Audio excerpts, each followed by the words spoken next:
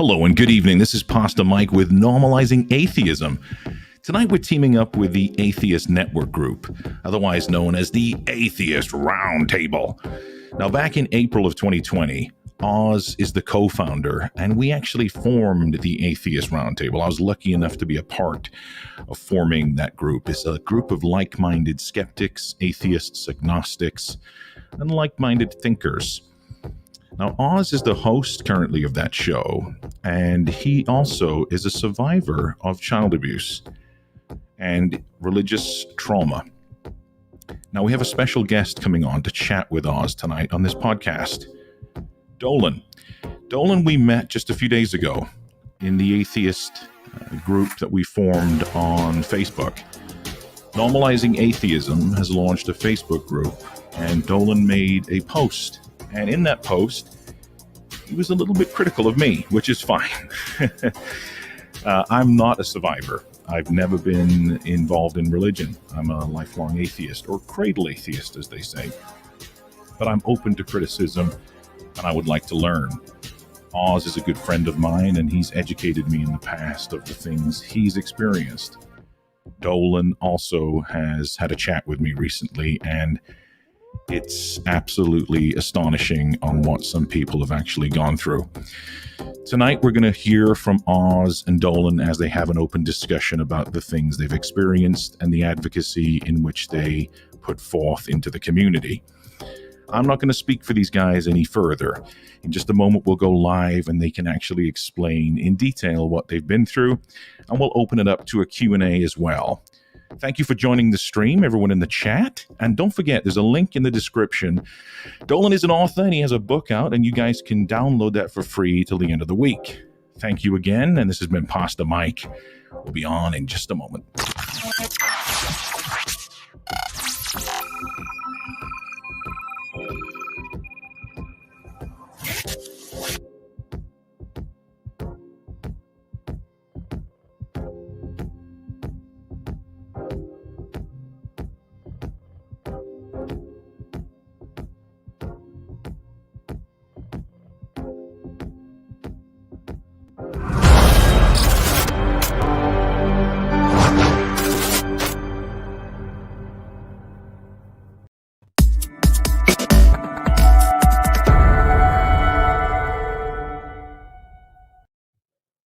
What's up, everybody, and welcome to a collaboration between Normalizing Atheism, Pastor Mike, and then the Atheist Network Group, myself and the rest of the crew representing there. And we're very excited to have this conversation today. And for those that have been following our channel, you know that this is a topic that I'm very passionate about, and I think it's something that needs to have more energy put behind it, and more people become more aware of the events, what happens, and some of the long-lasting, I guess we'd say scars that are left, and we need to also normalize that conversation. So we have a couple guests with us today, and first, if we could bring on Dolan. Okay. Dolan, how are you? I am doing very well. It's wonderful to be on. I appreciate you guys hosting the conversation, and it's nice. This is our second meeting. We had a great meeting last night, and I'm really excited for the conversation today. Yes. And it was great to see under the hood a little bit. And I know you and I have some stories to share here. But before we get into that, I will bring on our other guest to here in 1 second. But you do have a book out, and you have I believe it's for the rest of the week as a free download. Would you like to tell everybody about that book real quick? So my book is, I started writing my book in like 2005. And my idea at that time was that we needed to have something that would reach outside of the group of people that normally study and read about child abuse. I was doing a lot of research and writing, but I noticed it was like the same 300 people who are reading all of these journals and doing all of the work. So I decided to write a murder mystery thriller, like a crime procedural. But the difference is that rather than focusing on the detectives, I am focusing on the victims and the way that the crime affects them. So one of the characters is a heavy metal singer, and the other one is a teenage victim of child abuse who has murdered his abuser. And so the story is not a whodunit, it's a why done it. And it is Publishers Weekly picked my book out in 2014 to be on the long list for best book of the year. It's an Amazon #1 child abuse bestseller, and it's been free since Monday. Since this conversation started, I don't want anybody to have to pay to read the book. And I want to thank all of the people from Normalizing Atheism. My book has been downloaded more than 100 times in the last 24 hours. So I'm really excited to be on the show, and I want to thank everybody for all of your support. Yes, that's awesome. And I told Dolan yesterday that I did download the free copy, but I also purchased the paperback. I'm more of a I need to have the pages and. Well, and also for people who like to hold a book but they don't want to spend $12.25, there are used copies all over Amazon. You can get a copy for 99 cents, and it's perfectly fine by me if you get a free copy and download and read it, or if you want to go buy a copy through the marketplace on Amazon, that's fine by me as well. Awesome. And there's Mrs. Oz, my beautiful wife. Thanks for supporting, babe. No, but thank you, Dolan. I'm excited to get into this, and we'll do that here in a second. But we have another guest with us, and I'm excited to have somebody that's still part of the faith, still part of the belief, but still fighting the same fight, that we're fighting. So this is my friend Hope Ann, and Hope Ann is another survivor and advocate. She is the founder of A Better Way, which is an advocacy group. They focus specifically on sexual abuse, which I do not. I only deal with physical abuse cases. And Hope Ann is also still a believer, although she's not part of the faith community that she started in. She is still a believer, and she and I are good friends, and we both work together for the same cause. So I want to point out before we go to Hope, I'm sorry, Hope, that we're here with Normalizing Atheism. And so one of the reasons why Hope is here is that Hope is a theist who I actually really like and respect and admire. And so I wanted to make sure that somebody was here that represented that perspective as well. Yes, absolutely. And Hope Ann, thanks for coming on and coming into the lion's den. No, I'm just kidding. This will be a great discussion, but thanks for joining us tonight. And if you want to tell everybody a little bit about yourself, and then we'll get started. Hi, thank you for having me here. I really appreciate that. And like Dolan said, we are definitely fighting for the same cause. And although A Better Way focuses largely on the prevention of childhood sexual abuse, we're also very, very aware that all forms of child abuse intersect. And one of the things that we do is focus on gentle, connected parenting, because we are very aware that harsh parenting, especially corporal punishment, can be part of the framework to make it easier or more likely for children to be sexually abused. So Dolan and I have a lot of similar passion and similar beliefs about harsh parenting. Yeah, and I think I think there's a lot to discuss there from what I learned about Dolan yesterday, and then my history, and then I'm sure we'll learn more about you, Hope, and your story, and I'm sure that we'll be able to spread a lot of light on this topic tonight. So I hope so. Yeah, absolutely. And so let's do this. Dolan, I know you shared it with me, but obviously the listeners here were not privy to this conversation. So we'll start from scratch here.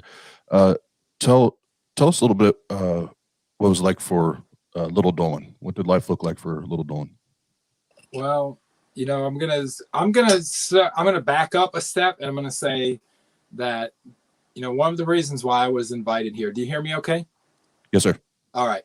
One of the reasons why I was invited to be on the show is that, as it turns out, I joined a group about normalizing atheism, which I am an atheist. I'm a book reviewer for American Atheist magazine. I write for The Humanist. I am an out and proud atheist. And not only am I an atheist in my online life, I'm also an atheist in real life. When I go to work, I meet 8 or 10 customers a day. And if someone brings up religion to me, the first thing that I'm going to tell them is that I am not a believer.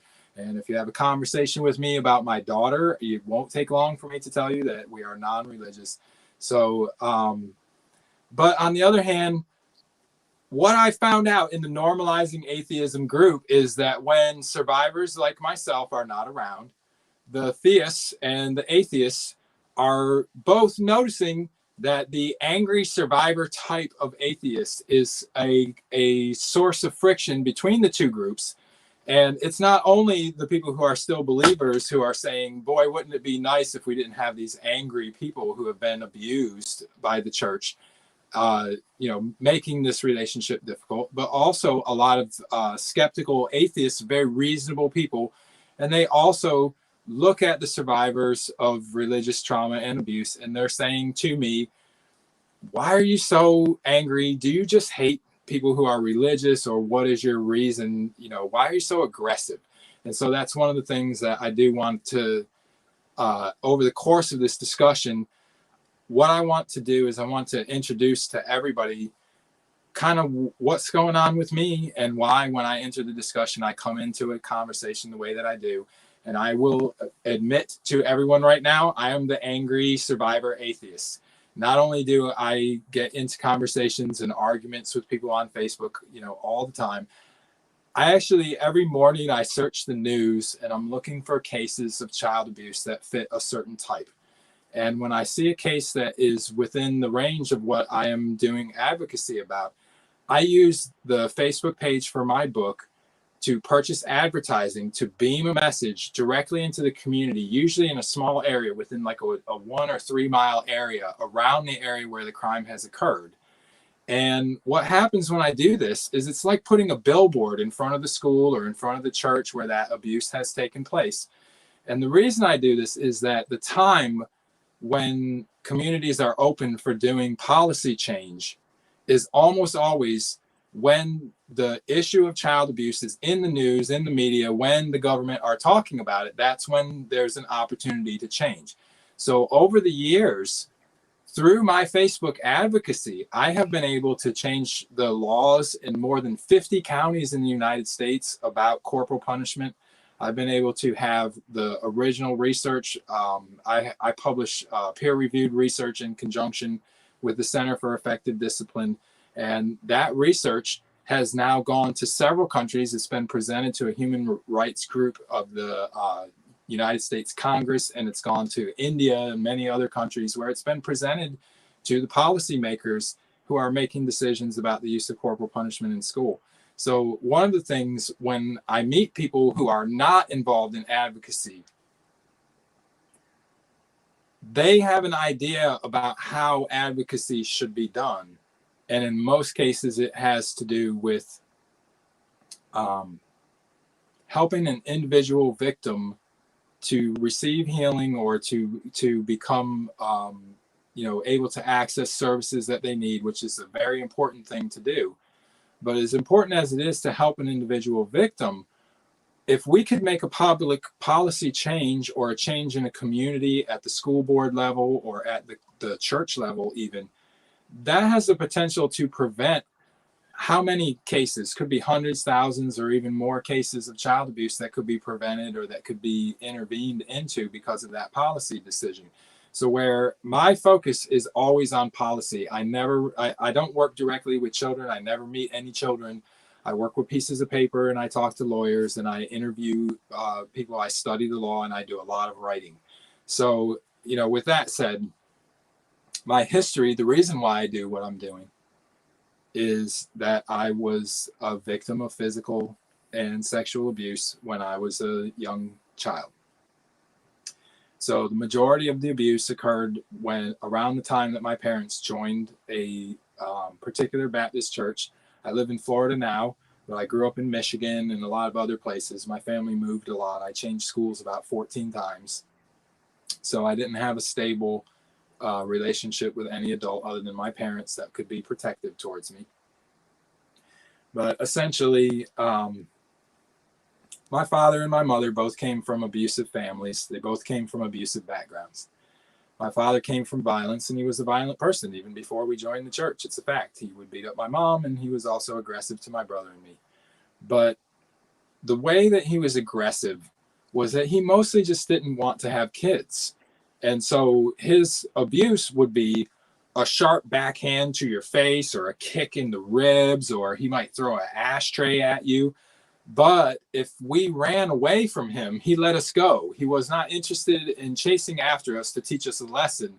He was mostly interested in having us away from him so that he did not have to have the inconvenience of having children.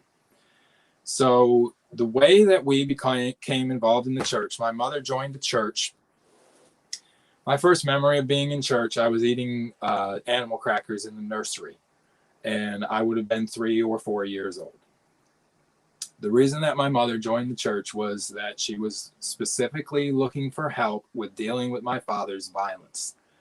And so when we started into the church, the first thing that they did is they enrolled into marriage and family counseling. So one of the first things that I hear from people who are still believers is that when abuse goes on in the church, it's not known to the people who are in charge. And so what I want to say is that the entire time that I was abused was in the years that my family were attending that church, was about 3 or 4 years from the time that I was 3 or 4 until I was 7 or 8. And I was not abused after we left from that church. And the abuse that I had experienced before that, which a lot of people would identify, you know, backhanding or kicking or throwing something at a kid as being abusive. But to me, that stuff was so mild that it doesn't register compared to what my father learned from the church. And in order to understand how that worked, you have to understand my father was a sadist. And when I say that he was a sadist, I don't mean that he was a sexual sadist. What I mean is that he was sadistic in the same way that a child who sits on another child and spits into their mouth is somebody who enjoys injuring other people, who likes to see the look of fear in someone's eyes, who enjoys humiliating another person. And that was my father. And when my father joined the church, they immediately went into counseling, and my mom begins telling the pastor about the assaults that our father is doing against us. And so the pastor teaches our family, not just my father, but the whole family, my mother, my brother, me, and my dad, all get the message that the way that my father is disciplining us is just inappropriate. And what he needs to do instead is he should stand us at the foot of the bed so that we can't get away, and then whip us with a belt until our will is completely broken, as evidenced by a broken or a plaintive or submissive whimper. And that, if you go to most churches in the United States, when you hear what I just said, it probably sounds crazy to you. But there is a book by Janet Heimlich. She's a former reporter for NPR. She started investigating a child abuse case involving one church, and she wound up writing a book called Breaking Their Will. And it is about this movement within the Christian faith community. And it's not a tiny little cult. This is a proposition that's been put forward by Focus on the Family, which is James Dobson. It's been put forward by Ted Tripp. It's been put forward by Michael and Debbie Pearl through the No Greater Joy Ministries. This is a concept that throughout evangelicism and throughout Christianity, the idea of breaking children's will through corporal punishment is a thread that runs throughout. But what doesn't occur is that when this information came to my father, the way that he interpreted it was, what our pastor really did is he introduced my father to the emotional pleasures of sadomasochism. And my father became instantly addicted to that, to the extent that even as his family was falling apart, his wife was leaving him, he was not able to control himself. My mother left him for 9 months and moved to another state. And we got back together. We went to Walt Disney World to reintroduce me to my father, my brother to our father. We went to Disney World in Florida for a week. And the first day, my father abused my brother for getting a sunburn and ruining the trip for the rest of the family. And this is, what you have to understand is that nothing like that happened in our family before we joined the church. This was an idea that was introduced to my father by a pastor and immediately became problematic for me and for my brother. I had a horror of the sight of a King James Bible. My father was so devout. Every night he was at the table until midnight with his King James Bible and his concordance and his Greek and his Latin dictionaries. And I would get treated to his Bible studies while he was whipping me. Our pastor says there has to be, in addition to the rod, there must be reproof. And reproof means a discussion about what you've done wrong and about what Bible verses explain what you've done wrong. And then along with the reproof, you're supposed to have questions. So I would have to memorize Bible verses, and I would have to answer questions about the metaphorical meanings of honor in Scripture, while my father was peeling skin off of my body with a belt. And so the psychological effect of this, it's like being a pilot in a plane that's on fire and crashing, and you have to work algebra while you're under so much pressure and the threat of life-threatening or injurious assault. And so my mother went back to the church, and she said to the church, "This is worse. Now my children are in the corner, balled up in fear. They're screaming and they're begging for mercy. They're climbing over the bed and trying to go out the window. They're yelling loud enough that the neighbors are coming to the house." And what the pastor said is, he told my mother that she needed to be more submissive to my father, because the reason that we were screaming and making so much noise was because she kept coming into the room to our rescue. So if she would stay out of the way, then that would cause us to know that no one was coming to help, and so we would be quiet. And then what was said to us is that if you fall down on the floor, or you move out of position for spanking, or if you are trying to defend yourself in any way, then the punishment will be multiplied by 7. And this is from a verse in Deuteronomy, which of course I got treated to. And if you cried too much or too loud or too long, then the spanking starts over from the beginning.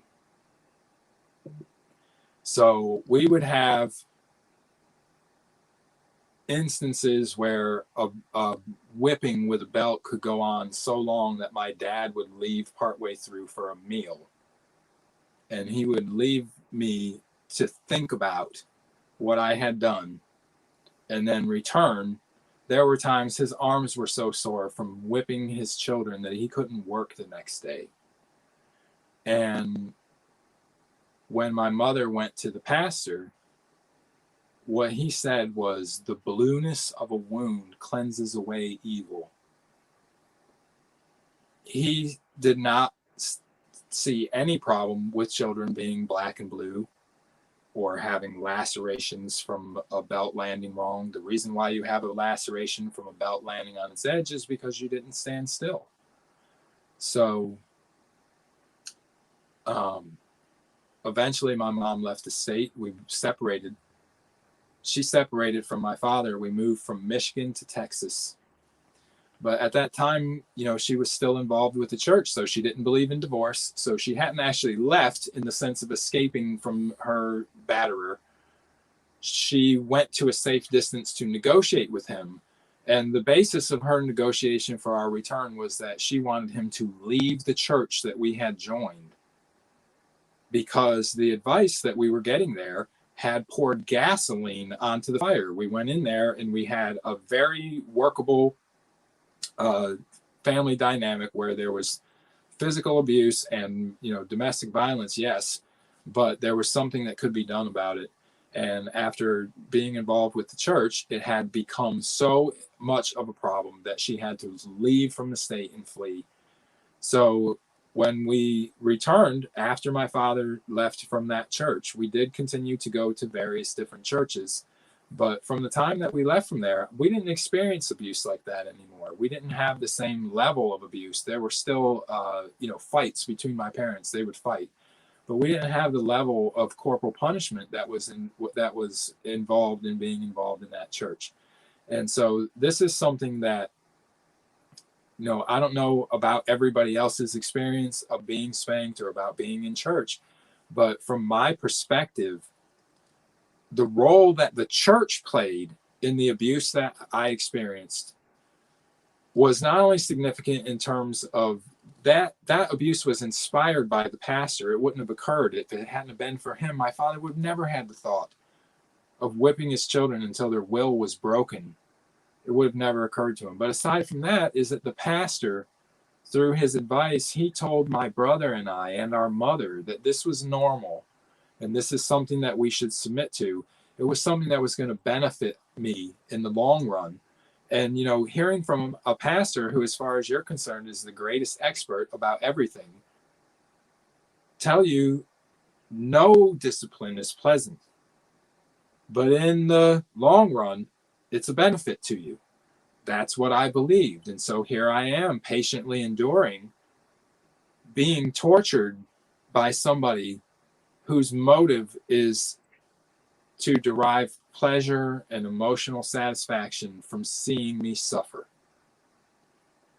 And the difference between my brother and me, my brother was 4 years older, so he had something to compare what was happening at the church to what was previously the way that things were. For me, I was so young that it's just the earliest memories of my childhood is joining the church and being abused. So the difference, though, my brother, when my father would beat him, he would lay there like a bag of flour. He would not move. He would not make a sound. The only way that you would know that he was being beaten is you could hear the belt hitting his skin. And I would listen to everything that my father said. I would try to understand and repeat back to him. I would try to answer all of the questions. But no matter how hard I tried, I always had some mistake that will cause us to go back to the beginning and the punishment to begin again. And so my brother would come in the room afterwards. Sometimes my dad would beat us all night. He would go my mom worked as a waitress at a diner. So she would be working after 9 p.m. My dad would work in the daytime. And then when he arrived home from work, my mom would leave. So we would be alone with him. And he would whip me and then my brother and then back to me and then back to my brother. And not only are we being physically abused on top of injuries from previous abuse, but also I'm having to hear my brother in the other room being tortured. And when my brother would come into the room, whoever had just gone, whoever was in the bedroom would say, "Was it bad?" And he'd say, "Oh yeah, it was bad. It was really bad." Or he'd say, "Oh, it wasn't too bad. It wasn't that bad." And my brother would say to me, "You make it worse on yourself because you scream. He likes it. He likes to hear it when you whimper and when you cry." And I would say to my brother, "I think you're making it worse because you don't react." And so he gets more angry because you're not crying. So he beats you harder. And so that was the debate when I was a kid was, what do? Do you answer the questions? Do you try to follow along? Do you try to do what he says? Or do you just ignore him? Well, in hindsight, the last time that I talked to my brother about this, what he said to me was he used to beat us for fun. And I think it's a little bit more complicated than that, but not a lot. Is that his motive for abusing his children was that he has something emotionally in him that makes that appealing to him. And so it didn't matter how I behaved.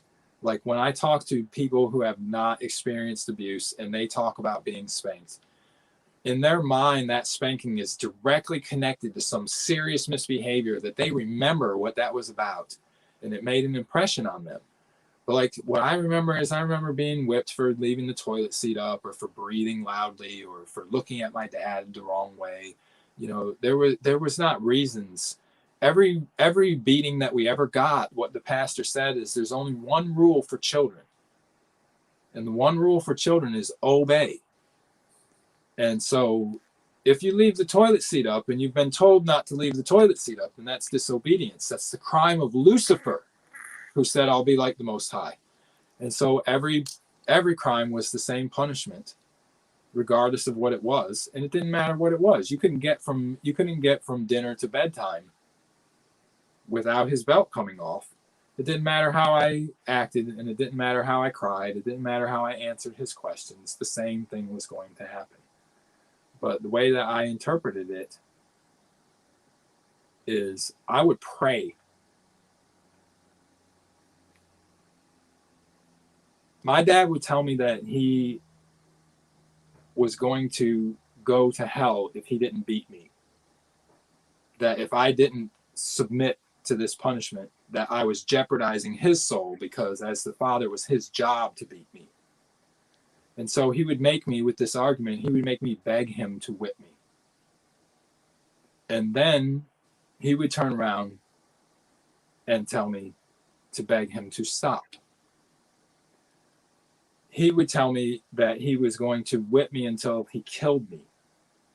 And then he would beat me until I was nearly unconscious. And I believed that I was dying. And then he would have me beg him to leave me alive. He'd make me beg him to kill me and then beg him to keep me alive.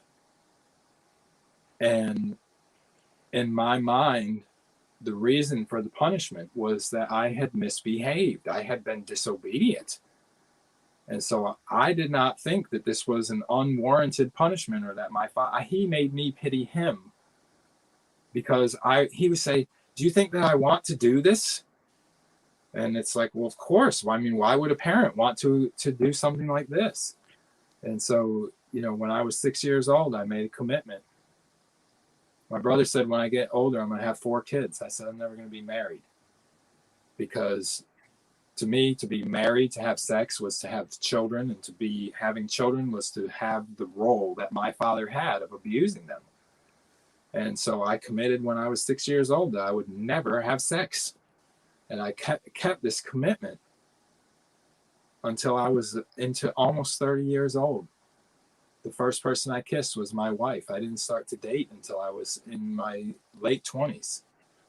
And so, this is the way that, when you enter into a conversation, when I look at this situation, the most egregious thing that occurred was not really the things that my father did. It was the fact that the community that I lived in convinced me that all of it was normal. That when people saw me, they would say, boy, you're lucky that your dad is such a good father. He's such a good Christian. He trusts God and he doesn't worry about disciplining you too much. And I believed when people told me that when they were kids, that their parents just beat the heck out of them. And I believed that that was true. When people told me that the things that their parents did to them when they were kids would be considered child abuse, I believed that that was equivalent to what I was experiencing. And that is, when you enter into a conversation with me, what my work as an advocate is about telling people. Hey, Dylan, real quick, I want to get into that. I'm sorry. Go ahead. You're good. I want to make a couple comments, and I want to make sure that we get Grace Ann involved. Yeah, I apologize. Yeah, you're good. You're good. And I just want to say for the first for the and Pasta Mike loves it when I say this, for the cradle atheists. No, they obviously they're not going to have the experience, firsthand experience and knowledge or feelings of this. But I can tell you, most of them are going to be compassionate and listen. And there are some out there that have no idea that they've never even been around abuse just in general. So it's great to be able to do this and talk about it and educate there too. But for the YouTube Christians and theists, I hope if you're not watching it now, you watch this in the future. And every time that you want to try to minimize or make fun of almost, or act like this, the abuse, the trauma, even the religious trauma syndrome is not a real thing. I hope you're listening to tonight's stream. And last thing, when people ask, why does Dolan come into Facebook hot? He came in hot. What some conversations when it comes to mental health and abuse and trauma, why does Oz come in hot? That has nothing to do with us hating your God, or even hating your religion. Just it's the religion by itself. It's hating the products that can the product that can come after the fact once evil people or nasty people or ugly people get involved. Because just listening to Dolan, there's part of that passionate part inside of me gets angry, and it gets lit up, and I want to defend, and I want to help, and I want to go to bat for all those people, that have been through that and had to suffer through that. So I want to say, Dolan, thank you so very much for being transparent, for being brave enough to stand up and be a voice for the community. And I appreciate you, and anything that I can do or we can do to help the cause. I am behind this 1,000%. And well, I thank you so much for that. And you know what I'm going to tell people also, I want to get back over to Hope, and I'm happy that I got enough of that out that Hope can now come in and respond to all of that story at the same time instead of in bits and pieces. But what I do want to say also is that something that believers are doing that they don't know that they do is that they come in, and because they have a kind of a language that they talk, it's like a professional jargon. They all have the same cliched responses to the issues about abuse. And this reminds me of a story. When I took my daughter for her 5th birthday, her little friend Alice came with us, and we were on our way to go get fast food. And I said, Alice, what kind of sauce do you want for your chicken nuggets? And she said, I want honey mustard. And immediately my daughter says, oh, Alice, have you tried ketchup? And it's so like, who hasn't had ketchup? And this is kind of the thing when people who don't involve themselves in the child abuse community, the survivor community, and in advocacy, when you first enter the discussion, their level of thinking is, have you ever tried ketchup? Like, have you ever tried to just be nice to people? Well, what happens if you go, every single survivor has at some time in their life written a polite letter to the pastor that abused them, thinking in their mind, because you were a believer at the time, that as soon as you tell this person what has happened to you, that they're going to immediately leap into action to start to correct this. And what happens is they never do that. The community takes your letter and they put it in a folder and they put it in a file cabinet, and then they give you excuses and nothing changes. And so when we enter into a conversation, what's happening is that the believers are repeating things that they've heard from a pulpit. And every pulpit says the same thing. And so all the believers say the same thing. And when the believers hear each other say it, they all agree with each other. And what they've just done is they have silenced all of the actual survivors in the room, have been shut up and run out of the space. And so when I come in, I'm not trying to be aggressive. What I'm doing is I'm fortunate that I have recovered enough that you can conversationally kick me and punch me and stab me and do whatever you want to do, and it doesn't prevent me from staying in the conversation. So the reason why I'm being the way I'm being is that if you look at the comment threads that happened on normalizing atheism, eventually other survivors showed up and they started telling their stories. But what happens is somebody has to push back on all of the other people that are trying to crowd us out of the discussion. And if you try to do it politely, you will not succeed. What happens to polite survivors is that they get shouted down by believers who all agree with each other and don't want to hear the other person's opinion. And so if you're not hard, I don't want to be nasty or mean. And if you go through my comments, I don't personally attack people. I'm not mean, and I don't hate Christians. I have a lot of friends who are Christians. But the thing about me and Hope, the reason why we're both friends is because she also understands that the community of believers needs to change. Yep. And when you talk to believers, what they'll tell you is that the only person responsible is the person whose hand held the belt. But if you look at the reality, is that 90% of the responsibility for the abuse that I endured is because the community that I lived in permitted it, tolerated it, endorsed it, and told my mother to put up with it, and told me and my brother that it was normal, and prevented us from seeking help or finding another avenue to get rescued.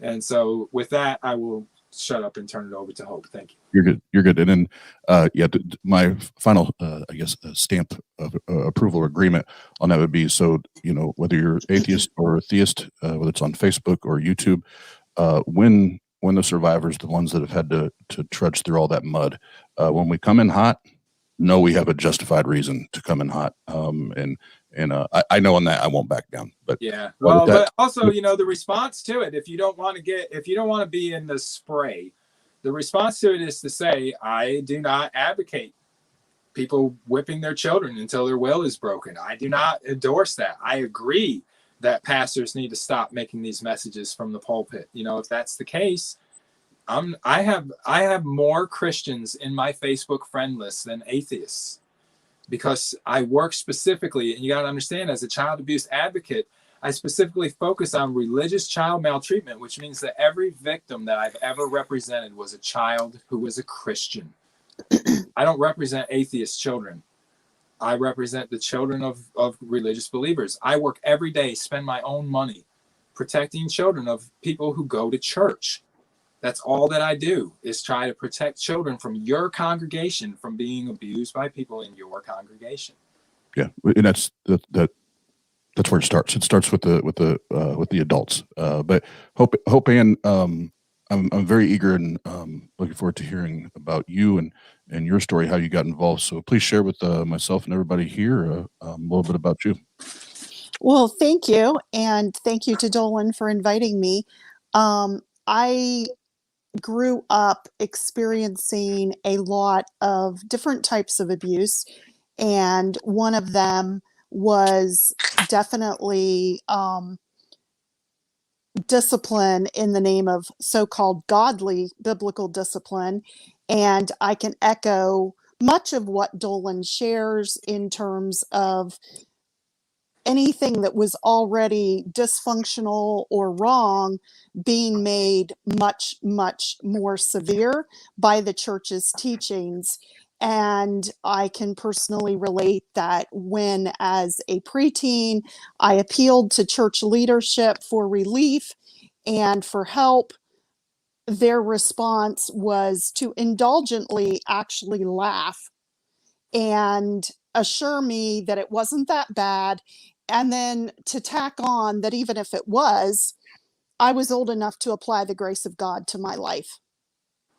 And I grew up with a lot of confusion about the things I was being told. I could see that there were things in other families' homes, some of my friends, that were nothing like what were in my home. And so I think that helped give me a sense of there's something better, there's a better path out there. But it was just little tiny glimpses, because there was, as I've tried to tell people, no real safety for children in the religious communities that I grew up in, because by church rules, we all attended the church school, which was, again, basically controlled by the church leadership. So there would have been corporal punishment in the schools. There was corporal punishment preached regularly over the pulpit. And when the only real parenting tool you're provided is a belt or a switch or a paddle, what are your children going to get?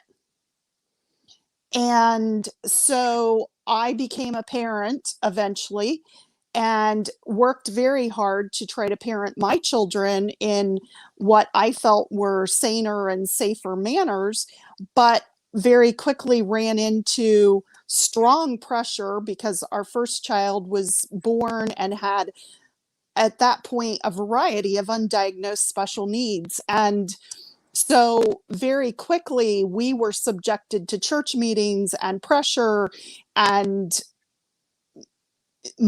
just unbearable demands that we needed to spank harder, we needed to spank longer, we needed to spank more often. There was nothing wrong that a good spanking wouldn't fix. And I increasingly became anxious and depressed because, of course, as you can imagine, this was very, very triggering for me. And I felt like I was betraying my child. I was not being the kind of mother I wanted to be. And long story short, eventually we did exit out of that community into a community that we felt like would be better and safer.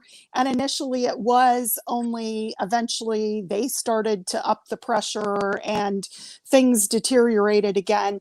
So when our child was 7, he was finally properly diagnosed. We found out that he had a variety of special needs, and we started learning better parenting tools, started moving more away from the corporal punishment model of parenting. However, there was still not enough understanding and awareness on our part. And so that's definitely been a journey. But as we eventually took foster to adopt classes and adopted, we started learning more about gentle and grace-based parenting. We started learning about trauma and just, getting involved in a community where there were so many more parenting tools. And there was, eventually we ended up in a church community where I have yet in a handful of years to hear one single sermon about child training or parenting that involves one single mention of corporal punishment. None. Zip, zero, zilch. Well, I want to clap for you bringing that forward, that there are churches that are like that. And I'm sure there's somebody in the chat room right now that's just going, their head is exploding because their church does not teach anything like that. And I know there are churches like that. And I will be shocked and rather upset if it ever comes across the pulpit. The pastor and I will probably have a chat.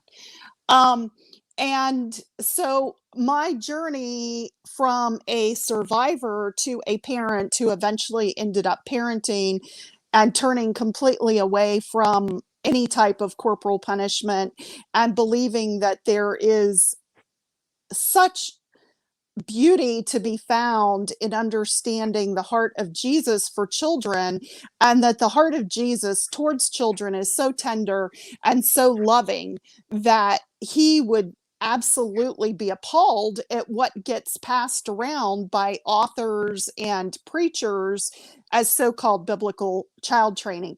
And again, because our advocacy and focus is on preventing childhood sexual abuse, we have really seen, through listening to survivor stories and things like that, the intersection between harsh parenting methods and childhood sexual abuse.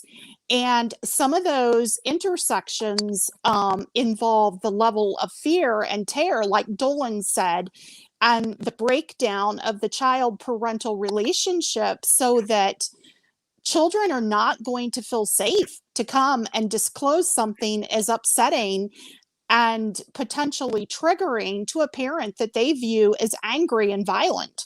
Correct. They're not. I was molested before kindergarten by a male relative, and I drew pictures. My parents gave me paper plates, and I drew pictures of oral and anal sex on paper plates, and I was whipped for drawing drawings. I was taken in the bathroom and bent over the toilet and stripped nude and whipped for drawing drawings of oral sex. And like, no one asked, why would a child who hasn't gone to kindergarten yet be able to draw a graphic depiction of two males doing intercourse? And you were doing your best to communicate something you had no words for. I was telling my parents that I was being molested. That's the way that I told them. Yes, absolutely. And so there's that. And then, like you just referenced, the nude whippings. So here we are teaching, presumably, hopefully, our children that nobody has a right to look at you or touch you without a good legitimate reason, such as a medical exam, on the personal, intimate parts of your body. But as soon as I'm upset and angry at you, oh, I've got the right to strip you and hit you on the personal, intimate parts of your body. That creates great confusion in children's minds. And we believe that it sets them up to be sexually assaulted because they're already used to having their boundaries violated by adults. And so it's just a natural opportunity for a predator to make great use of that. Absolutely. When you look at what goes on in institutional environments, these authoritarian institutions like Catholic orphanages, they are calling it the Irish Holocaust. And this is the government of Ireland put the Catholic Church in charge of running their reformatories and their orphanages. And the sexual abuse report is so long, it's millions of pages. There's so many victims, the entire country is hanging their head in shame. And what you have to understand is that the Catholic Church in the United States, the scandals that have bankrupted the Catholic Church, this is the same scandal that's bankrupting the Boy Scouts. And the common link between them, it's not Christianity, it's authoritarianism. But between Christianity and authoritarianism, they're basically pillars that lean on each other for support. And so what really, when you understand that people that are calling for a return to these traditional systems of child rearing, they're ignoring the fact that those traditional systems produced the Catholic sex abuse scandal, which has bankrupted the church, and the Boy Scout sex abuse scandal, which has not only bankrupted the Boy Scouts this year, it also bankrupted Chubb Insurance, which is the largest commercial insurer in the United States, has been single-handedly bankrupted by the complaints against one organization that is, I need not point out, a Christian organization that is implicitly Christian in their doctrine and in their beliefs. And so that combination, what spanking is one of the pillars of authoritarianism. And if you want to create people who are obedient, you need to have physical violence. Exactly. And so when you talk about gentle parenting, the way that I parent my daughter, she's never been spanked. She's so much, she's like a 30-year-old by now. You know, when you raise children with values and you teach them, you know, why the rules exist, we have an approach to parenting that's based on cooperation, not on obedience. Right. And by the time my daughter was 5, my parenting job is basically done. She understands the basic idea of how to be a nice person and live as a good roommate, and she's a joy to be around. And a lot of people think that if you parent in a gentle, connected parenting style, that you're just going to be flying off the handle and yelling at your kids because you're angry and irritated. And I'm like, no, you don't understand gentle, connected parenting, because that's abusive and harmful too. Yeah, I'm going to mention right there that my Facebook page is entirely public, every post I ever make. So if you want to see what a gentle, connected parent who never spanks, what their kid looks like, just run right over to my daughter's YouTube channel. It's Riley's Way Back on YouTube. Or you can run over to my Facebook page, and you're welcome to run through there. You can look at how my daughter, you know, she plays classical piano, and she's a little actress, and she writes comic books. She's a really awesome, amazing kid. And she is a straight A student. She's years ahead of her public school peers at her local Montessori, where they are also completely gentle and connected. And she has never been handled in that way. And she is an absolute pleasure to every adult. Is the only thing that I ever hear about her. And what people don't understand is when we're parenting in gentle, connected ways, our children have the bandwidth to excel in their personalities and in their giftings, rather than in a struggle just to emotionally and mentally and physically survive on a day-to-day basis. And it's well known in many areas now how tremendous of a toll abuse takes on the human brain and on the human body. And so why would we do a disservice to our children by parenting in ways that cause them to struggle when we could parent in gentle, connected ways? Absolutely. Well, this is a great opportunity to recircle back to talk about normalizing atheism. Yep. And about Yeah, one of and- the aspects hey, about Dolan. normalizing relations between atheists and theists. Hey, Dolan. I'm sorry, go ahead. Yep, you're good. I did want to ask one question to Hope, because I'm sorry. first of all, thank you for sharing all that. Like I always say, it takes all of us that have been through it talking about it to make a difference and make an impact. So thank you.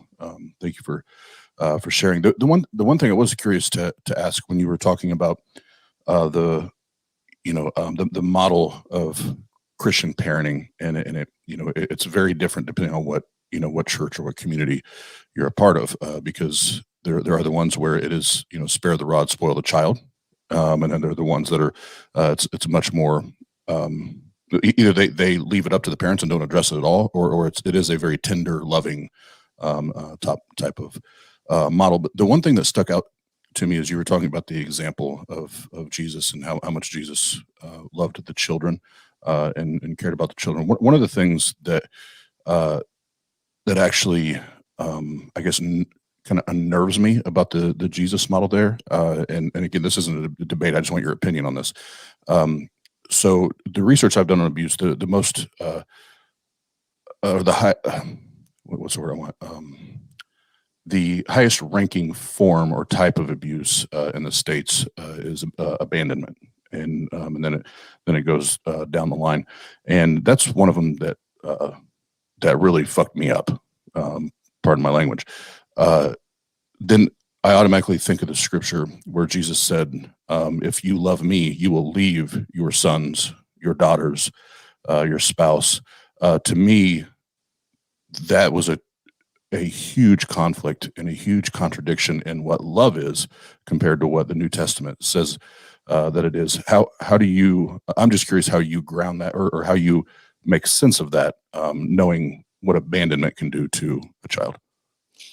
I believe that Jesus was speaking in a spiritual sense, such as that while my husband and my children are extremely important to me and they are a huge priority in my life, he is my ultimate priority. But because he is my priority, my interactions with my husband and my children and my friends and my associates needs to be modeled on a relationship level with Jesus, where because I know he is loving and committed to me, I am loving and committed to the people in my life. I don't know if that makes sense or not, but that's how I interpret it. Okay, and that's all we can go by is how you, whether it's maybe you and I have a chat another time. I'd love to talk more about that, because that is something that made an impact on me, and I can understand that depending how it's interpreted. Yes, I absolutely can understand that. What an interesting perspective. I really appreciate that. I am totally estranged from my entire family. My family is literally 3 people, me and my daughter and my wife. And, that's one of the things that makes my perspective when I come into a conversation. I have a hard time even relating to other survivors because they have some connection emotionally still to their parent, to their abuser, and I don't. But, listening to this conversation is just so interesting to think about, like worrying about being abandoned by your parent. I couldn't even fathom that. And, this is something that in conversation, probably people would take for granted, that I would understand that you really love your parents and that the idea of being abandoned by them would be really difficult for someone else. But that's really not intuitive for me. Yeah. And I just want to say that while I believe family relationships are important if they can be there, as an advocate, I never advocate for people who are in an unsafe family relationship where it's not safe for them to continue in that relationship. And in your situation, Dolan, I would say that boundaries are absolutely vital to your health and well-being. Right. Well, that's what I have learned, is that I have to put my mental health first. And even I'm self-employed because I'm unemployable because of the PTSD disables me.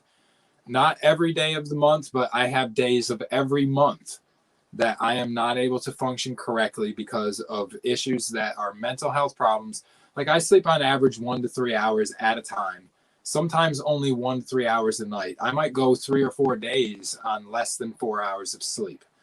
And so, what happens is when I come awake, I immediately picture my trauma. And now my heart is racing, and it's 2 hours before I can fall asleep. And I tried different medications, but I'm too groggy in the morning. This is kind of better. So it's better to not take medicine and put up with the insomnia and all of the other things and kind of be in contact where I can feel myself and know what I need to do than it is to be drugged out and not be able to feel. But and in the Christian community, one of the things that I often encounter with survivors is they've often been told or pressured by well-meaning religious people that they need to forgive and maintain a relationship with their abuser, no matter how unsafe and dangerous it is to them. It's terrible And advice. I'm like, no, we need to take the whole of Scripture, and the whole of Scripture teaches us, when we study it carefully, that if it's too dangerous for you to be in a city, you are literally to shake the dust off your feet and hightail it out of town. Thank you. So and that's exactly right, is that the city is dangerous.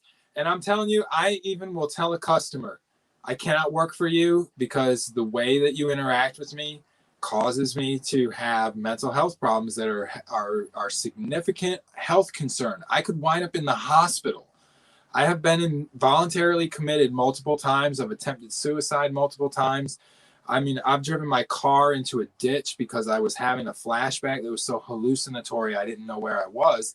And so, when an issue like that comes up, I have to tell people when I sign a contract, if this is going to get you so upset about your order that you have to be mean to me, don't buy from me, because I can't bear it. I can't cope with it. I'm so fragile emotionally that I have to control everything around me to preserve my mental health so that I can come home and be a good father and be a good husband.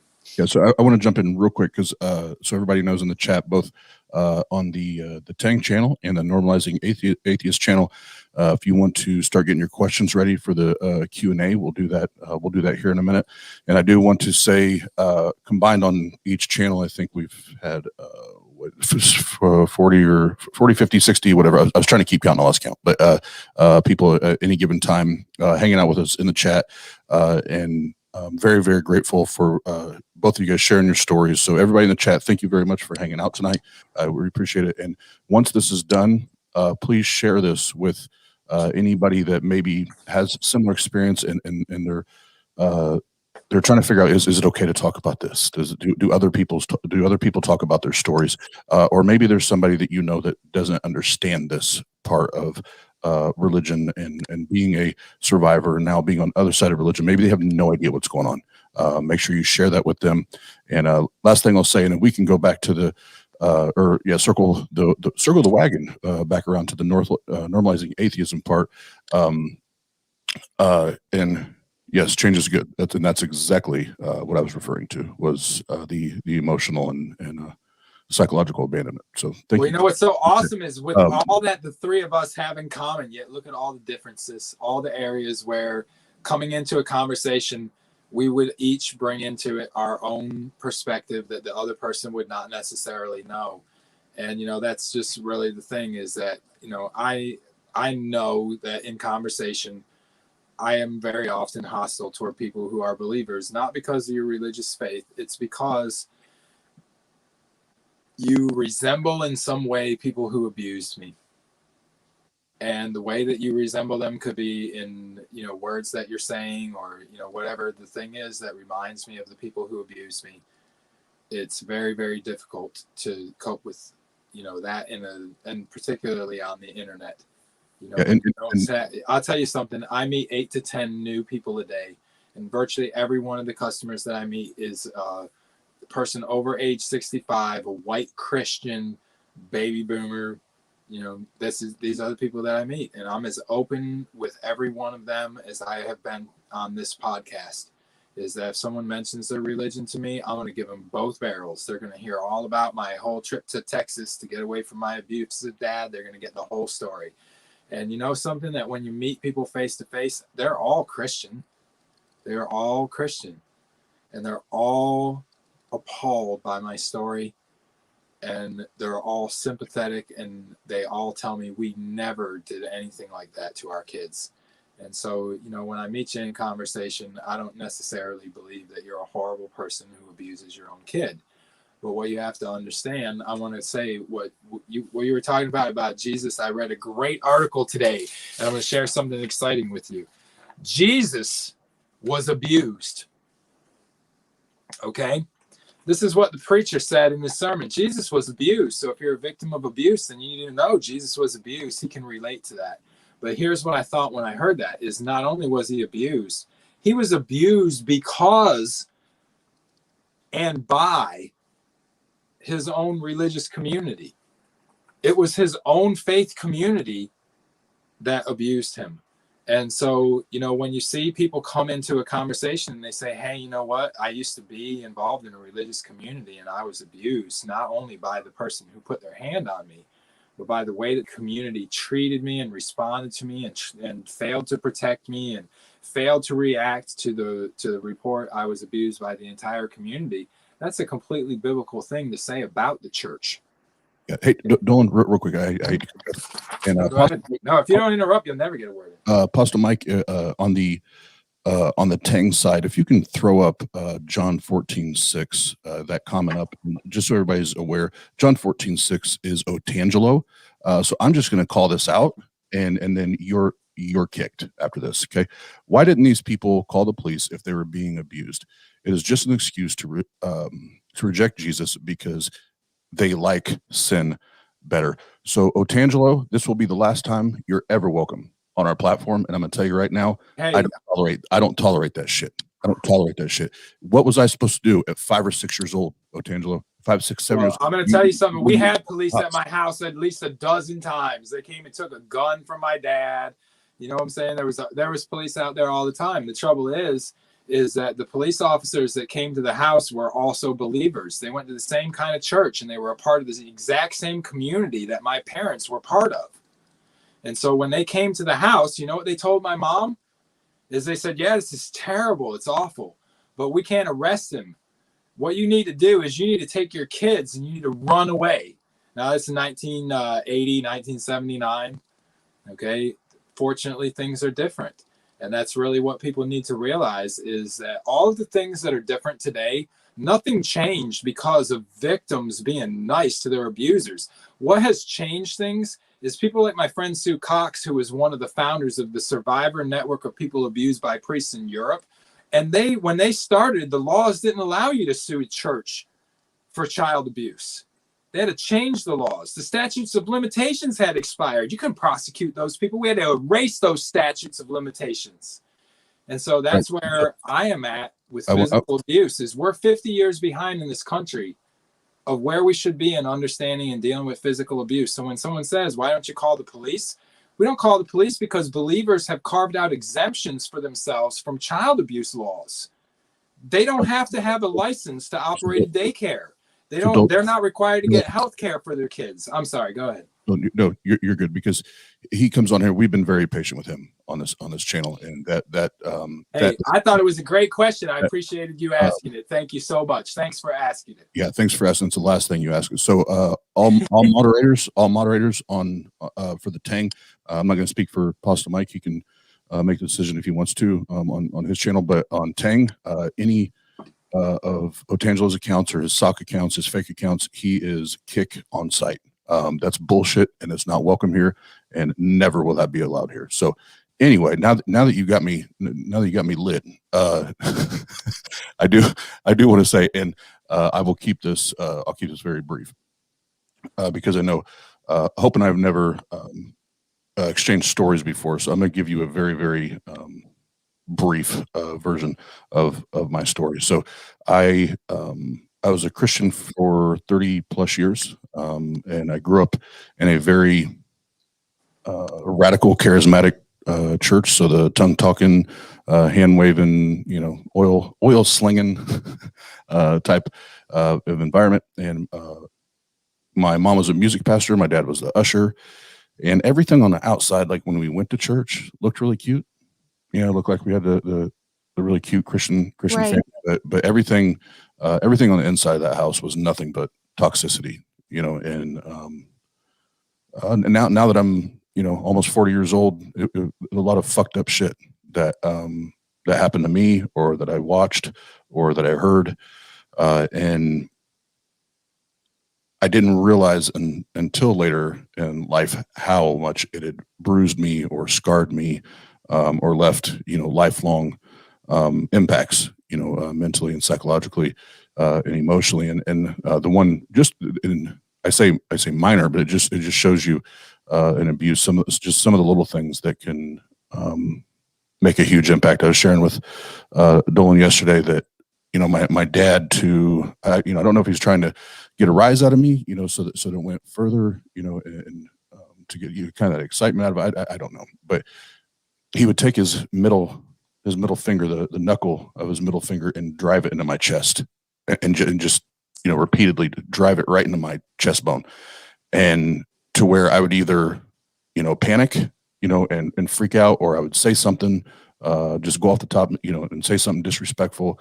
And certain periods, it was once that happened, if I said some dumb shit, then I got liquid dish soap poured down my mouth, or I had to sit in the bathroom with a bar of Dove soap just chilling in my mouth.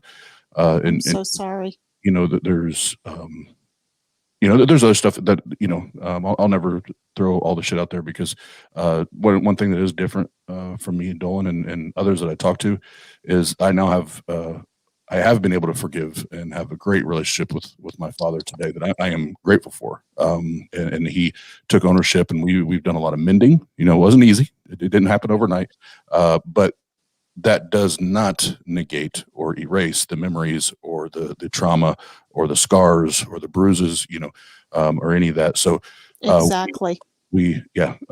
So we, I'm really interested to hear Hope. She's so authoritative because she works with children. I'm really interested to hear her thoughts about all of this. And like I said, I'm gonna keep this brief, because I could probably go. Dolan and I could probably go tit for tat as far as the length, the length of it anyway. But I could, but the last thing I'll share is, we had, as far as the, physical abuse and emotional abuse, and then, watching the way my dad treated my mom.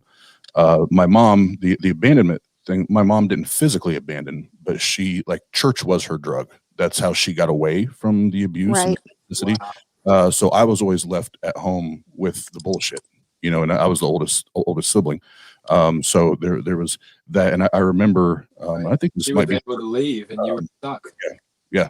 And this might be the first time I think I've probably shared this live, but I might get choked up, but I can't tell you how many times the way my bed was in my bedroom. Like, if I was laying on the bed, there's a window at the foot of my bed facing the road that you had to take that led up to our house, or the street. How many nights that I sat, like, on my knees looking out the window, like, where are you? Like, where are you? And just heartbroken. It was like, you're supposed to be the one here protecting me, and here I'm having to do it myself. I'm so sorry. So, stuff like that. And then there's other stuff in the church, but then, my little brother, and the only reason I'm sharing this live and publicly is because he does, so I know, I know it's okay, but he was molested within the church 2 or 3, different times, and he's still a pastor today. I don't know how. I absolutely don't know how, but he's still doing that. So we just saw, and there's tons more, like I said, but we just saw a lot of really, really nasty shit, man, and a lot of fucked up shit. So when people come along, it's like, oh, I don't buy into the story, and I don't buy into the pain, and I don't really care. I don't really care. Who cares? It doesn't. It really doesn't matter to me. No, we're not telling the story in order for you to believe it. It doesn't matter. You know why I tell my story in public is I tell my story so that other people who have the same story will hear it. And, like, someone coming and asking, questions that people find offensive, I look at it as, I'm not really in the conversation to convince you or argue with you. The reason why I'm here is I'm showing other people how to respond to you. Okay, when you come at me with that, I'm just demonstrating to other people that you don't have to run from these people. You don't have to let them silence you. You don't have to let them tell you that your story is invalid. Just fuck them. Just tell them what's going on. And if they don't believe it, who cares? It's not really my problem whether you believe it or not. You can have a different belief, but I can't ever have a different childhood. My childhood has been the exact same childhood for my entire life. And I'll tell you something, my memories of my childhood are probably more accurate than most people's, because you know, a memory changes every time you look at it. Every time you take it out, you kind of touch it. You highlight certain aspects and you diminish other aspects. I didn't really have good memories about all of the abuse until I was an adult. I didn't start to even examine those things. I started into treatment when I was 18. So when you see where I'm at, the reason why I'm here is that it's a result of having good therapy continuously for decades on and off. And in spite of that, you know, I still have had setbacks. But, you know, the thing of owning your own story and being able to go in public and tell it to people is absolutely important. And I'm going to say something else, is that it's not the trauma Olympics of everybody competing to see who has the worst story. No. The most significant cases that I feel that I ever work on, the case that I'm working on right now, spending my own money hiring lawyers for somebody else's kid, is the case of a boy who was just dragged down the hall by a school guardian at the public school. He wasn't tortured, but, you know, he was affected. He's been in therapy. And I'm going to tell you right now that when you see the case of the camp counselor that molested 1,350 boys in a hot tub, 6 or 8 of them at a time, he was reported again and again and again and again. And every time that it was reported, it was such a minor little thing. And this guy was just such a good guy that they kept overlooking it. So the secret to not having the person who molests 1,000 children is that when one kid tells you that some guy put his hand on his leg, then you go and check that out and you find out what's going on. You do a correct investigation. You follow the letter of the law and you do the right thing for those simple cases. And then you don't have the terrible cases. So start by believing. That's right. You don't necessarily credit every story that you hear, but you don't discredit somebody, right? Until you've conducted an investigation. Exactly, which is why you start by believing rather than ignoring and dismissing it and saying it's not worth paying attention to. You actually believe it enough to report it to the proper authorities and allow them to make a full investigation. Yeah, and real quick, so Pasta Mike is going to be coming in to do the Q&A here in a second, and we'll get to that. But I want to make sure we do hit 2 or 3 things here before we do that. One, again, everybody in the chat, thank you for hanging out with us tonight. This is a very, very important topic to myself and obviously Dolan and Hope as well. So thank you for your time tonight and coming and hang out with us. And I saw a couple comments that suggested we let Otangelo speak. We need to hear from people like him. You know, if it's any other topic, I agree. I'm all about freedom of speech. But when you come in spitting nonsense like that and you have no education and no understanding and no experience in it, get the hell out of here. Get the hell out of here. I don't even want your nonsense is not needed. And then one last time, Dolan does have a book that is out, and it's 1324. And I want to make sure I get this right. Dolan, correct me if I'm wrong. The story of obsession and faith. Is that correct? 1324, a story of faith and obsession. I have repackaged the project several times. So we haven't mentioned this. My book was a Kickstarter project, and I actually raised on the Kickstarter platform. I raised about $5,000. All from other survivors and advocates. And then I also, from private money behind the scenes, I was able to raise about another $10,000. And so my book was self-published, and it is an Amazon #1 bestseller. We've sold thousands of copies. We've had millions of pages of my book have been read, not by people who are interested in child abuse, but by people who just had an interest in reading a mystery thriller. And it's also a musical. So the main character, I play guitar, I sing, I compose music. So the main character in the story is the lead singer of a gothic heavy metal band. And his dad is also in the entertainment business because he is a televangelist. And so part of the question is, how did this boy go from his upbringing as an organ player in the church to being this tattooed sort of iconoclastic? So in any case, my book was picked out partly because it is a musical. There's an entire album of music that I wrote and included into there, which elaborates on the emotional experience of what you see in the book is the scene from his childhood where he is abused, followed by the poem that he wrote about it. And so it's a very powerful format for people, but it's also interesting. It breaks up the heavy kind of topic that it is. There's a lot of the excitement and glamour. There's a murder mystery that's going on. There's police chases and motorcycle stuff and all that. But in the middle of it, there's a really important story and a lot for people to learn. So my book was picked out by Publishers Weekly in 2014. It was long listed for Best Book of the Year. And I did not win, but it still is a huge honor for me. I appreciate that. And it's a project that I've been supported by so many people in the atheist community at Patheos, No Longer Quivering. You may recall Dan Finke of Camels with Hammers, a big supporter of my project. So I want to really thank the atheist community. When I started my project, I was agnostic. And I really thought that I would get support from the religious community for reforming the child abuse problem that seems so evident to me. But, you know, where I found all the survivors of religious abuse is in the atheist community. And, you know, this is, you know, something that people who are believers that are coming into the conversation, one of the big points that I want to make is that religious communities want to have survivors as members of their church. They're always telling us to come in and meet Jesus and get healed. But the thing is that as a condition of being involved in the church, what they want you to do is you're only tolerated in the church if you are the type of survivor that does not hold the church liable in any way or ask that the community make any changes. If you are coming in and you're a child abuse advocate and you work with kids and you help individual children who need services, then you're welcome. But if you're talking about policy changes, about working on religious exemptions in the law that allow children to be basically murdered by their parents, they deny them, you know, medical care in situations where children just need something simple like an anti-diarrheal medicine from the drugstore. And children die from diarrhea because their parents won't give them medicine. And if you did that as an atheist, you would be imprisoned for medical neglect. But because they claim a religious exemption, it's not even allowed for the prosecutor to even investigate it. So they don't even know how many children die. One of my close friends, Linda Martin, is part of the family that has had so many children. Almost everyone in the followers of Christ are related to Linda Martin. And she's been working for years to get this law repealed. And so when people come and they say that the community is not responsible, it's millions of voters in the state that keep calling their legislatures and telling them to keep that religious exemption that results in all these children being killed by their parents.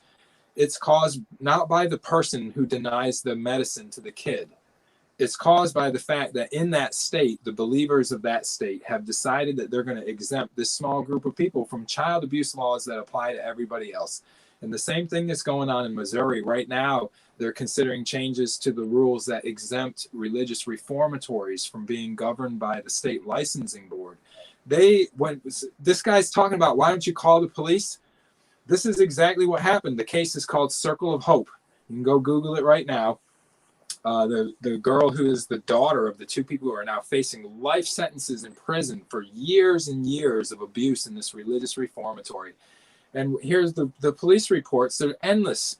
These children kept running away and being dragged back to the school by the deputies and calling the deputies and being hung up on. And CPS were out there over and over again. But the trouble is there's a religious exemption. They're not allowed to go into the place and investigate. And the people who are doing the investigation are convinced that because this is a religious ministry, that these are really good people that would never do anything to harm children. And in fact, they engaged in a 20-year course of conduct of abusing hundreds of people. There's one person that was in there for years and years. I mean, she was an adult. And you know how she wound up is she was adopted from overseas by Christian parents and then abandoned into this orphanage where she was just used basically as slave labor. There was sexual abuse that took place. And why? Because of a religious exemption that every year people were calling the police and reporting the abuse. And the letters to the legislatures are continuous from adult survivors like me. I nonstop contact legislatures and lawmakers telling them about what the story is. But the trouble is that we are drowned out by people whose only source of information about the cause and about what I am trying to do is their pastor. They didn't get information from talking to victims. They didn't study. They're not knowledgeable, but they've heard from their pastor that this is what is child abuse and everything else isn't. And so they protect the legal exemptions for these organizations. And that's what yesterday, Dolan, when we were speaking, that's one of the things that sickens me about the American church is all these pastors are, when it comes to mental health, they're not psychiatrists, they're not therapists, they're absolutely lay people, and they should not be giving or even attempting to give mental health diagnosis or pointing people in a direction on what kind of treatment they should or should not be given. And like I said yesterday, if they want to sit on the sideline or in the corner and pray, absolutely do that. I think that's within your rights, but don't try to give people mental health diagnosis or you can give them support, but don't try to give them professional advice, because you're not the professional. Well, there's absolutely things that pastors are competent to help people with, and then there's other things that really require a specialist. Yes, and when it comes, I think that and not every pastor is confused about that. As I say, I read a great article today that was by a pastor who began with, "I am not an expert about this. I am not the person to talk to about it." And man, we need more preachers like that, man. What I immediately did is I wrote a whole article congratulating the guy on what he said. All right, guys, we're at the 1.5 hour mark, and I do appreciate you guys going on about this subject, because this subject is really important to the community. I've got a lot of questions that have come in. I've had to hold the chat on my end, and I can only hold it so long because there's a lot of people that have asked questions, and I'll lose them in the chat. Oz knows about this. So let's start the questions off. Now, if you don't mind limiting your responses, because we do have a lot of people, and to be honest, Hope Ann has been doing all the talking so far, and we got to get her to stop, okay? So I hope you're ready for some questions, excuse the pun. So guys, we've got some questions, and I'm going to start off with Derek from Myth Vision, because he asked a question up top, and I felt a little bad because we couldn't get to it first of all. So he says, Tang, he's talking to Oz. I feel a little bit biased here. He didn't ask me, but he says, Oz, what policies can actually change these systems of authoritarian religions? Take your time, bro. There you go. The first thing is what, in my opinion, what Dolan was just talking about, and shout out to Shannon Q, because she talks about this all the time. It's that where the government can't just walk into a church and investigate a church counselor.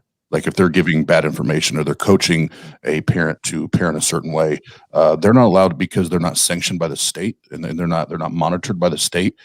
They can't go in and probe or do an investigation. And there are counselors that hide behind that veil, and because they know they don't have to report. And they do, lots of other sick shit. But I would say that's one of the first things is that the church counselors, that are connected to a church, should be as accountable and transparent with the state board as everybody else.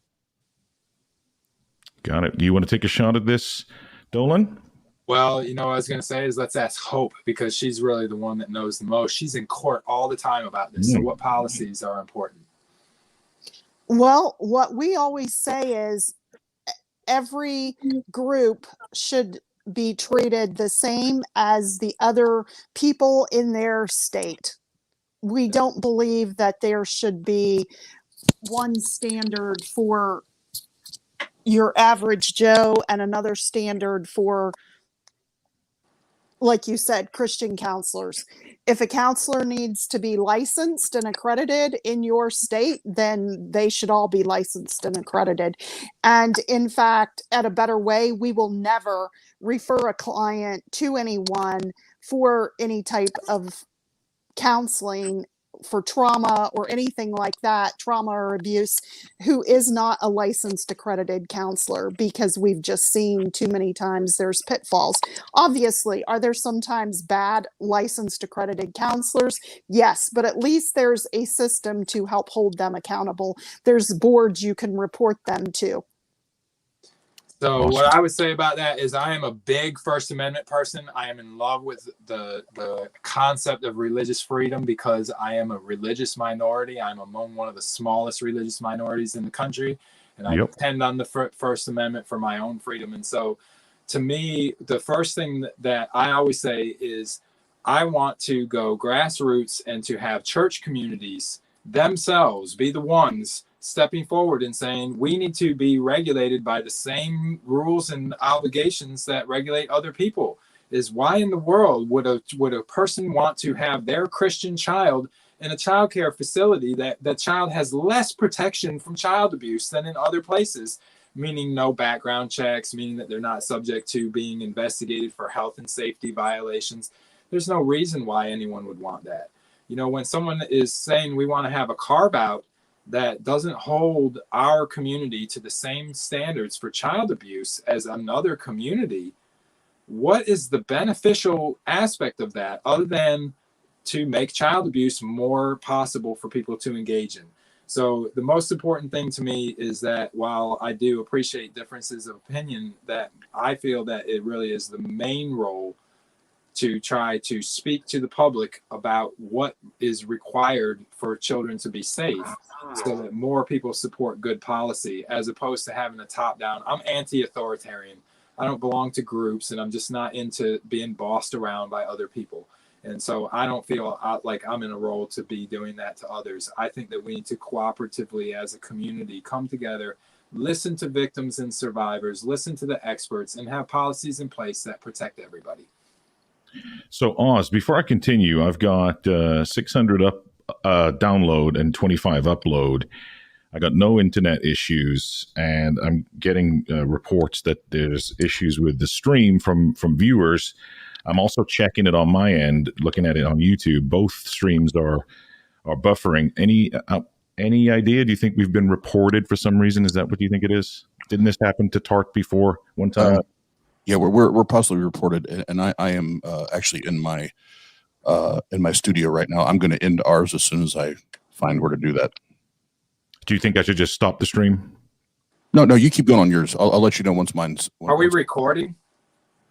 Well, yes, it's absolutely. It definitely can. It can definitely be uploaded at a later time as well, for sure. But I just feel bad for the current viewers that were watching. Well, I mean, we could move to online chat. That's a possibility too. Yeah, we can also take this to the Discord as well, Oz. Yeah, I'm down for whatever. That's the last announcement I was going to make. Is we can continue the conversation in Discord. The sad thing is, though, there was literally like 20 questions that people had just dropped in there, which I feel really bad about. Well, why don't we run through? Let's do the questions on the recording, and then everyone can tune back in and watch them. That is a good point. We can still do the questions, Oz, but let me know if you can fix the Just get a timer, and we'll do like 20 seconds each, and we'll run through all the questions. Yep. Possibly do one or two more questions, and I'm gonna work on this. Yeah. So the stream has definitely been reported because it's down now, not without even me taking it down. So, okay. So this part can be edited out anyway. But I'll go back to. So we got Derek's question. Oh, we can actually take our time now and answer these questions. So if you cough, we can just edit that part out too. Let's see. Well, Oz, just a shout out to you. Apparently your wife is proud of you here. So she just wanted to make sure you're aware. Thank you, beautiful. So I did see something good from the Brute Facts podcast, and Brute Facts is Eddie, and Eddie is a Christian. He's a friend of the channel, and he does a lot of advocacy for fighting against fundamentalist Christianity and the hateful end of his religion, and he's actually a good friend of the atheist community. So this gentleman here named Eddie, he says, Tang and Dolan, and he's like, I'm a Christian. I am disgusted at the idea that anyone who claims to be a Christian could ever harm people the way you have been. I'm extremely saddened for what you've experienced. More of a statement, I guess, than a question. Well, I get statements like that but all the time, and I'll tell you that I do appreciate you saying it, but it's also not necessary. I tell my story so many times, and I get told that people feel badly for me so many times that it's understood. I know that you have a heart for people. You don't want to see people abused. So, that's something that I think people imagine that you want sympathy. And I try to tell my story in a way that doesn't attract people to be, I know I do get emotional sometimes, but I don't try to be pulling on people's heartstrings. I really want to use it as an illustration and then get on to the point, because to me, the point is not about me. I don't care. You know, what's happened to me has already happened. I've been dealing with it for long enough now that it's routine to me to be sick with, you know, PTSD. And yeah. So thank you for saying that. And I know, you know, I appreciate that. But yeah, as far as going back to the original topic, which was when you meet